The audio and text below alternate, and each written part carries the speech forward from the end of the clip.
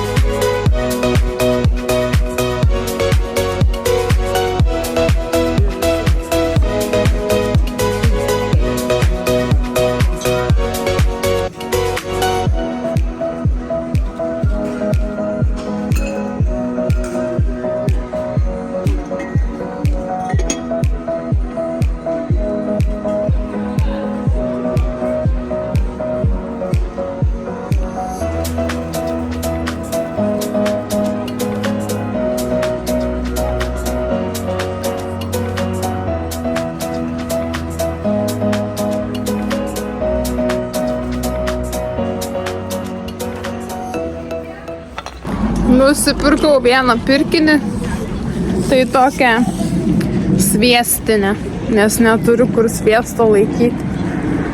Tai reiks išsiplausti, išsišveisti ir turėsiu viskas. Lėkiu namo pailsėti. Labas rytas, aš jau darbe, dabar yra pirmadienis. Nieko beveik nefilmavau savaitgalį, nes kažkaip nekaip jaučiausi. Tai ir ilsėjausi ir norėjau išsilsėti ir jokių nagų nesusitvarkiau. Bet kadangi bus trečiadienis nedarbo diena, tai reikės tvarkyti nagus. Girdžiu, vaikučiai jau verkė, nelabai nuotaikoj. Benas šiaip irgi toks nelabai norėjo eiti tą darželį. Apsikabinęs visas. Tai girdžiu, kad kažkam irgi nekokius nuotaikus rytinės. Su ašarom. Bet būna visaip. Tai va tokie dalykėliai. Oras irgi nekoks, visą naktį lyjo, vakar visą dieną lyjo. Bet žiūriu, kad tas lietus tos žalumos vis labiau priduoda, nes atgyja gamta ir berods jau turėtų tie orai taisytis, tai labai faina. Žiūrėsim, kaip čia bus ir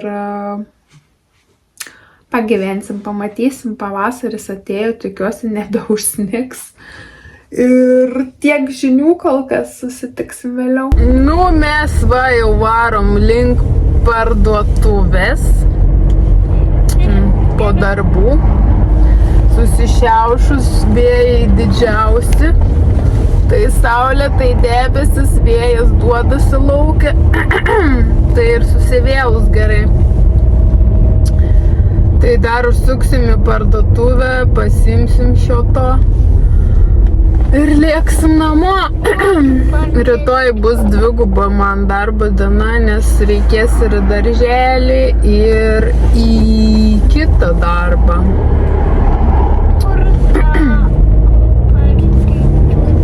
Į Kijevą važiuosim, benukai. Nu, reikia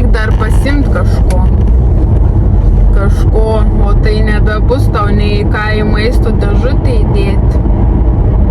Tai va, lėkiam iki Pardės ir tada lėksim namučio.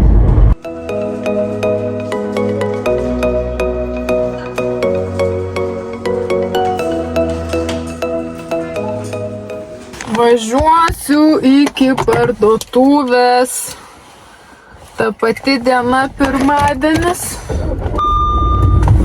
Reikia nulėkti pažiūrėti Benui pirštines. Kažkokias. Nu, šiaip būtų idealiausia darbinės pirštinės, bet nesu mačius Norvegijoje mažų dydžių. O mačiau, kur ten tokia Agnė, man atrodo, kartais pasižiūriu jos vlogus, bet man atrodo, jinai Airijoje gyvena. Tai mačiau pas juos įmanoma rasti tokių darbinių vaikiškų pirštinių, ale sodo pirštinių. O jie ketvirtadienį eis į turą ir bus tokia kaip talka, rinks jie ten šiukšlės ir yra lapelis įdėtas, kad reikia įdėti ir pirštinės vaikam. Tai važiuoju pasižiūrėti kažkokias, gal tiesiog pirštuotas pirštinytas pažiūrėsiu, nes jisai turi tik vienas Spidermano pirštinės, bet nesinori, kad su jom rinktų tas šiukšlės, nes čia tokius vis tiek kaip išeiginės jo gražios pirštinės, tai nupirksiu kažkokias paprastas ir sueis. Ir galės jie ten švarint tą aplinką.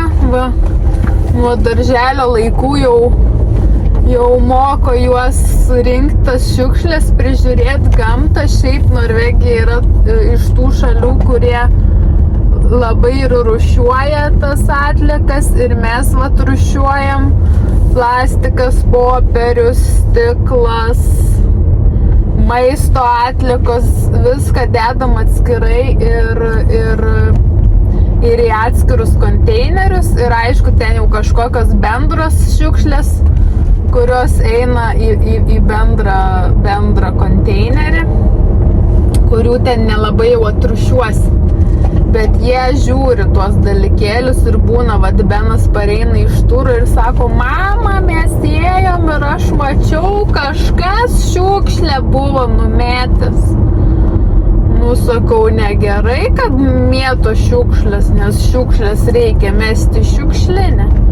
Tai nuo pat mažumės tas toks jau supratimas, kad šiukšlinti negalima. Ir kai žiūrėjom dabar Samoškos tos video iš Afrikos, tai Benas toks, mama, tu matyk, kiek daug šiukšlių ten yra. Sakau, taip, Benai, mačiau, nes ten tai išvis tragedija. Tai ką, lėkiu į parduotuvę ir susimatysim tenai, eisim kartu ieškoti pirštinių.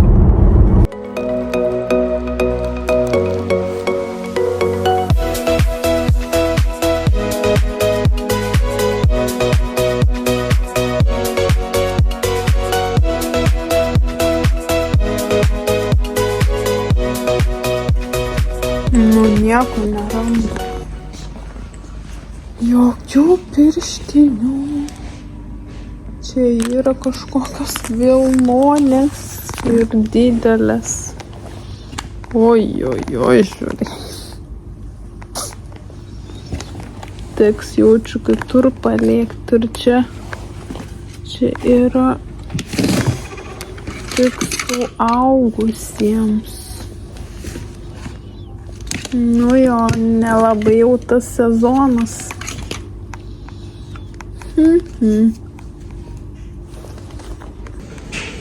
Nu, panašu, kitokių nerasiu.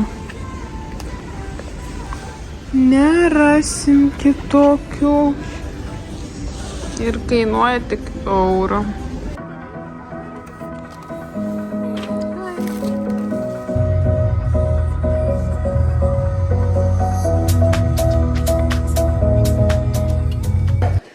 Grįžau namo, tai parodysiu savo tą pirkinuką.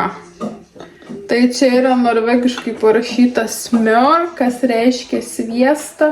Jums turbūt rodo atvirkščiai.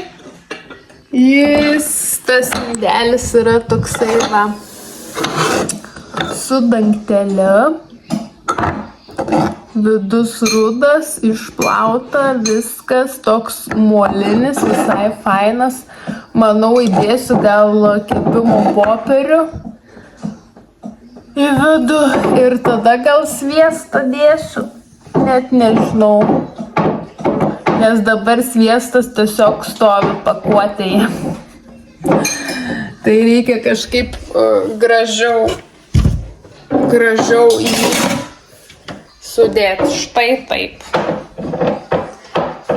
Tai galvoju, kaip čia padaryti. Tuoj sugalvosiu.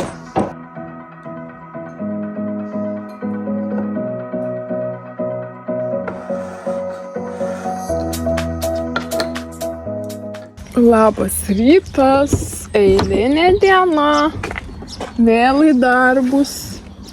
Nežinau, pasiimsiu dar tokią darbinę striukę, jeigu eisim į lauką. Nes šiandien man 2 darbai, su vienu atvažiavau, su kita eisim į lauką galbūt su vaikais. Dar ir batus kitus turiu. Šiandien jau taip belė kaip atrodau. Nesuprantu, jau mano galva prašosi plovimo, bet aš ją ploviau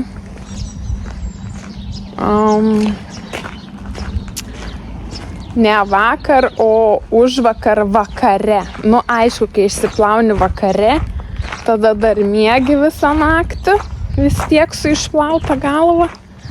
Ir jinai kažkaip netaip būna. Tai žiūriu šį rytą jau, ulele, galai tai kaip ir okei, bet viršugalvis tai jau toks kaip sulaižytas. Dar šiek tiek lako papurškiau, kad nesišiauštų, tai iš vis atrodo susilaižius. Bet jau nebuvo kada man plauti tos galvos, nes 7 kem 5 turiu pradėti darbą. Tai ką tik Beną palikau ir atvažiavau. Tai kažkaip sueis man ta galva, menka problema. Nes dar man, nu aišku, šiandien dar 2 darbai, o plus rytoj laisvadienis. Rytoj yra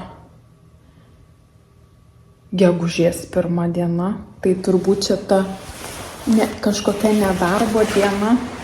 Raudona diena berods ir Lietuvoje jinai yra.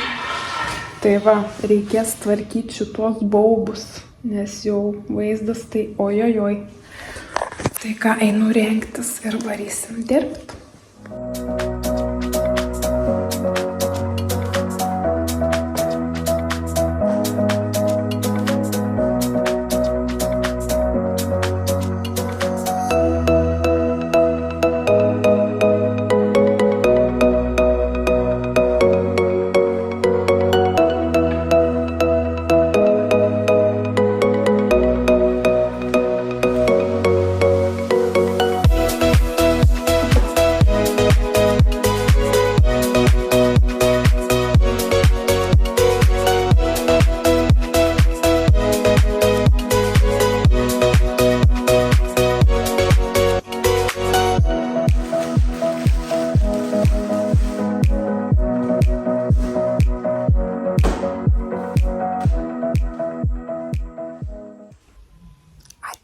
Saugoti vaikų miego. Tai lauksiu, kol pabus vaikučiai. Ir po truputį keliausim į veiklos patalpas. O paskui turbūt eisime lauką. Ir valgysim maisto dėžutes lauke. Oras pagerėjo, saulė lenda. Tai faina. Eilutės į aną pusę, tai uleliuški. Iš Oslo visi varo namo, o aš lėkiu į antrą darbą. Nu, atvariau. Jau tikrai tekina varau.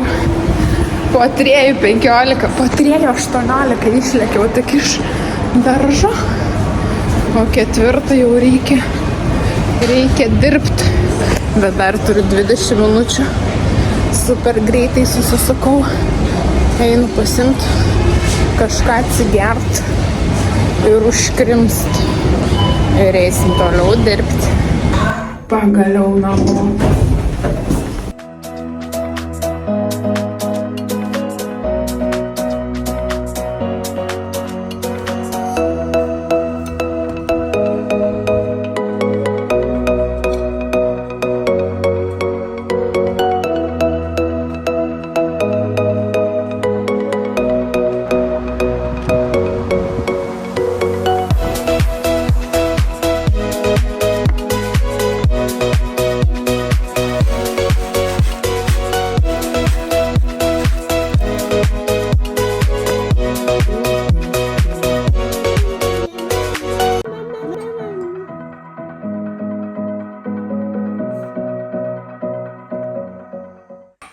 Ei, žiūrėkite, koks čia yra apžėlęs berniukas.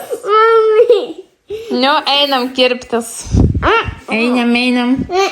Pasirodyk. Benai, va koks apžėlęs. Apsisukam. Nu. Ir bus taip kling.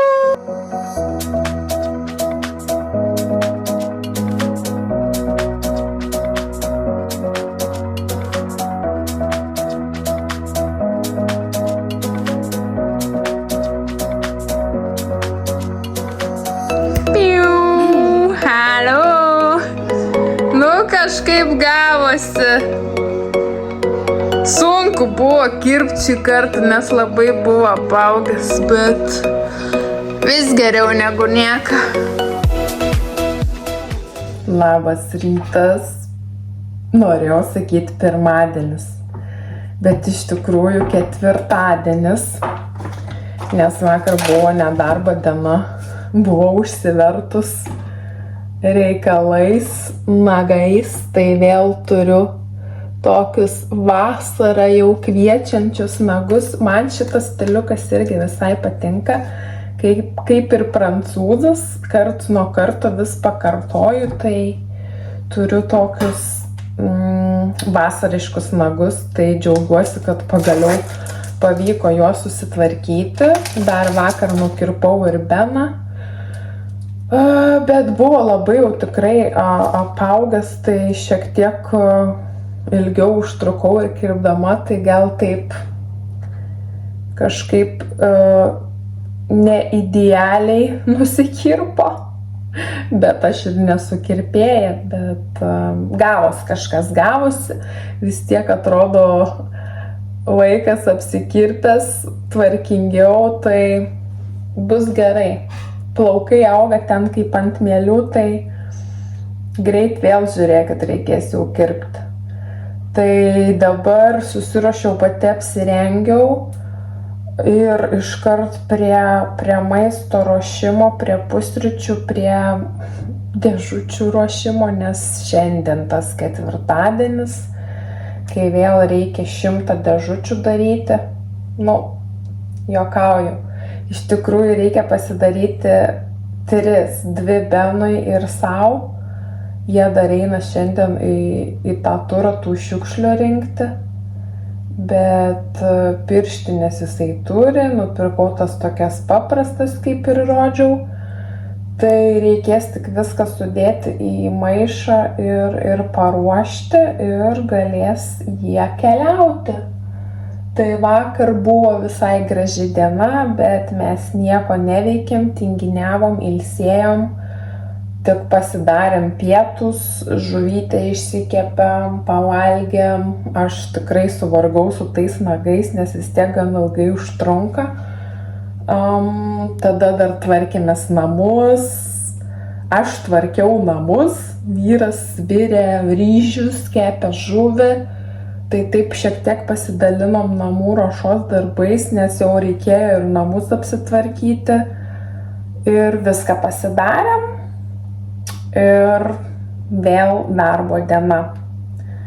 Tai keliausim į darbus, bet kažkam savaitę trumpesnė, kažkam ne, nes man vėl šeštadienį reikės dirbti. Nu, bet nieko. Gerai, viskas, varau, darau toliau, susitiksim vėliau. Atvažiavau jau iki darbo, esu tik su liemenė, nusimato fainas oras, man atrodo 20 laipsnių, žiūriu, pamiršau auskarus įsidėti. Tai turėtų būti graži šilta dienelė, eisim tikrai turbūt su vaikais po miegelių į lauką. Ir turėsim jau tokią vasarišką dieną. Nu, fainai, žiūriu, jau čia kažkoks vaikučiukas atvažiavo. Ciokinu kaip babulka per langą, nes dar ne visus ir tėvus esu mačiusi. Nes kartais tėtis atveža, kartais mama, kartais seneliai, ateina tėvai pasiimt vaikų, kartais net nežinai, kieno čia giminaitis ar kieno čia tėtis ar mama. Ai, nu jo, supratau. Tai va būtent, aš ir žiūriu, kokia čia moteris, nes nelabai mačius aš tos mergaitės mamos. Bet gerai yra taip pamatyti ir sužinoti, kieno tėvai. Nes kartais kiti atvažiuoja anksti, kai manęs dar nėra ir aš tiesiog nežinau. Paskui ateina vaikų pasimti ir jeigu sėdim viduj, tai tokia, kieno čia tėtis ar mama. Nu, bet jau